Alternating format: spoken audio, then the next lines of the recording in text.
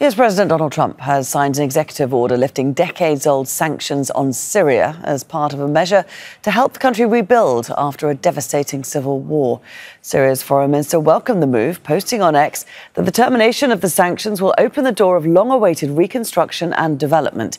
He said the move will lift the obstacle against economic recovery and open the country to the international community. Hanna brings us more on the story from Washington, D.C.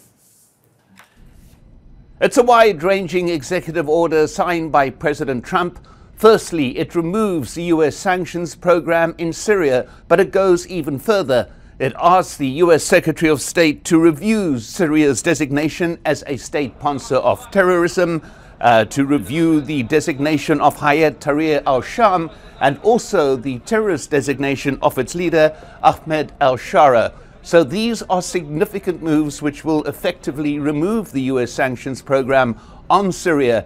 It does, however, specify that this would not apply to the previous leadership like Bashar al-Assad and those who supported him. But this is a significant step towards the rebuilding of Syria. Now, the background to all of this, the key moment, was President Trump's visit to the Gulf states, his first international trip as President of the United States in his second term. And at a meeting in Riyadh, he assured the Saudi leadership in particular that these sanctions would be removed. He also had a personal meeting with Ahmed al-Sharaa in Riyadh.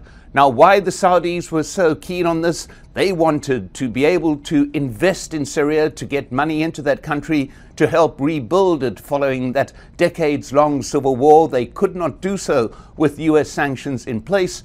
President Trump pledged then that the sanctions would be lifted, and now he's gone ahead and made good that promise. Hanna, Al Jazeera, Washington.